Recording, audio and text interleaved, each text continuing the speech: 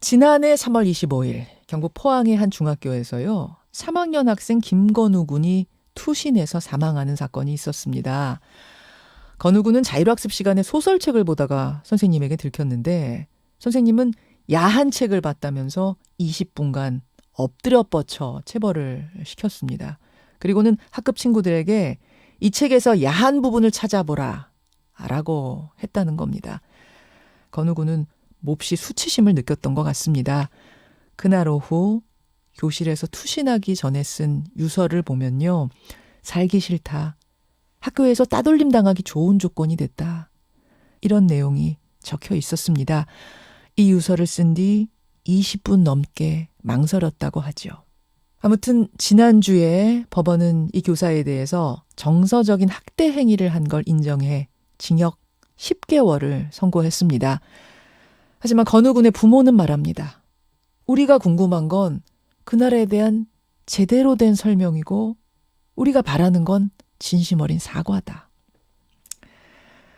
이 사건 지난해 보도가 된 뒤에 네티즌들 사이에서도 공방이 컸기 때문에요. 저희가 좀 자세히 부모님의 말씀을 들어보고 싶어서 연락을 취해봤습니다. 김건우 군의 어머니 정지영 씨를 연결해보죠. 어머님 나와 계세요. 네, 안녕하세요. 일단 어려운 인터뷰 응해주셔서 감사드리고요. 1년 동안 마음고생하면서 하실 말씀이 많다 그러셨네요. 네, 많죠. 근데 뭐 말로 표현할 수가 없으니까 마음속에서 묻어두고 잠을 자도 잠을 자는 게 아니고 사람들하고 있어도 대화를 해도 대화를 하는 게 아니고 숨을 쉬어도 숨을 쉬는 게 아닌 그런 생활인 거죠. 1년을 그렇게 마음고생하시다가 지난주에 이제 1심 판결이 내려졌습니다. 징역 10개월. 근데 판결보다 더 우리가 바라고 있는 건 그날에 대한 자세한 설명이고 진심 어린 사과다 그러셨어요. 네. 그러면은 저희가 1년 동안 판결이 나온 그날까지도 어떤 도의적인 사과라도 받으신 게 없습니까? 네, 없습니다. 저희가 학교 측에도 뭐 선생님과의 대화를 원했고 사과 부분을 원했는데 뭐 단순하게 아무런 설명 없이 죄송합니다라고 할 수는 있겠지만은 저희가 원하는 거는 상황에 대한 설명이고 수업 시간에 어떤 일이 있었는지 그 20분간 또 무슨 일이 있었길래 우리 애가 그런 선택을 하게 됐는지 선생님 입으로 직접 그 얘기를 듣고 싶었고 선생님 혼을 낼 때는 우리 애가 죽을 거라 생각하지 않고 혼을 냈을 거고 저희도 그 상황이 애가 이제 극단적인 선택을 해석을 하기 위해서 벌을 받았다고 생각을 하지 않거든요. 네, 그런 상황인데 선생님은 그냥 그거에 대해서 그냥 설명 없이 그냥 단순하게 죄송합니다만 영혼이 없는 것처럼 말씀을 하셨었거든요. 어머님이 그렇게도 궁금해하시는 그날의 진실에 좀 다가가기 위해서는 아는 데까지 함께 좀 짚어봐야 할 것 같습니다. 드러난 데까지. 네. 우선 문제가 된 그 책. 네. 교사가 야한 책이라고 지목했던 그 책은 정말로 그렇게 야한 책이었나요? 그게 라이트 노벨이라고 해서 야한 책이라기보다는 요즘 애들이 판타지 소설로 대중적으로 청소년들 사이에 선풍적인 인기를 끌고 있는 종류 중에 하나라고 알고 있거든요. 라이트 노블, 그러니까 뭐 가벼운 소설 이런 거예요? 네네네. 이게 뭐 청소년 구독 금지였습니까? 그러니까 성인용이었습니까?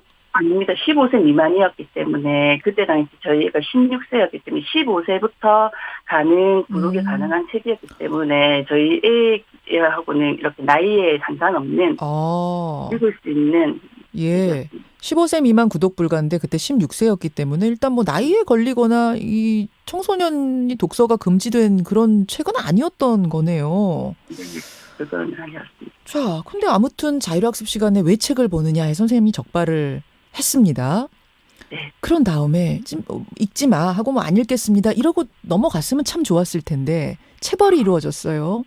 저희가 뭐 알게 된 바로는 그때 선생님이 그 책을 가져가면서 이게 뭐냐고 물었고 이게 야한 책이 아니냐고 우리가 저희가 뭐 나와 있는 것처럼 야한 책이 아니냐고 얘기를 했었고 예. 제가 그런 종류의 책이 아니라고 얘기를 하는 상황에서 선생님이 그 책을 뺏고 그 교탁 앞으로 가신 거예요. 예, 앞으로 예. 해서 교탁 앞에 가셔가지고 교탁 앞에서 아이고 이러면서 한탄 섞인 말도 하시고 책을 보시면서 그렇게 책을 애들한테 펼쳐주면서 그 중에 사파가 들어있는 책이었거든요. 사파 그림. 네, 예. 사파가 들어있는데 그 사파를 펼쳐주면서 애들한테 그 야한 책이야 아니야라고 물었거든요. 사파를 펴서 아이들에게 쭉 보여주면서 이게 야한 네. 책이야 아니야? 네. 애들은 예. 야한 책이에요 이렇게 얘기하니까 선생님 그거 야해요 이렇게 얘기한 거예요. 아하. 그러고 나서 우리 애한테 바로 그럼 엎드려 뻗쳐. 단순하게 엎드려 뻗쳐 해서 그걸로 끝났으면 예. 저희 애가 지금 이런 상황이 되어 있지는 않을 거라고 저도 생각을 하거든요. 그 상황에서 다시 또 애들은 다른 애한테 더 야한 게 없는지 찾아보라고 했어요. 그리고 만약에 뭐 야한 게 있으면 또 혼난다라고 얘기를 했고 선생님이. 아 다른 아이한테 주면서 네가 더 찾아봐. 야한 네네. 부분 더 나오면 벌 더 받는다 이렇게. 네네 혼날 거라고 얘기를 하셨고. 이게 지금 새 학기가 시작한 지 얼마나 된 상황이었어요? 새 학년 들어간 지. 애가 학교 간 지는 15일째였고 15일을 학교를 갔었고 16일째 등교를 한 거였었어요. 그러니까 새 학기가 시작한 지 보름밖에 안 됐으니까 아이들과도 서먹서먹한 사이이고 상당히 지금 수치스러움을 느낄 만한 상황이었던 거군요.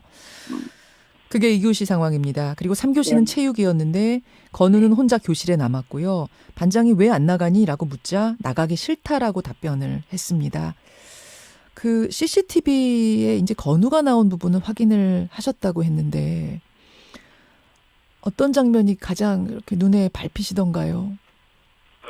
4층에서 5층에 갔다가 그 20분 지난 그 시점 또 내려오더라고요. 그 내려와서 창밖을 보면서 밖에 운동장 친구들이 체육 수업이었으니까 친구들 운동장 수업하는 거 이렇게 물끄러미 보더니 예. 땅 복도를 바닥에 내려보다가 발로 딛었다가 망설이며 다시 5층 올라가더라고요.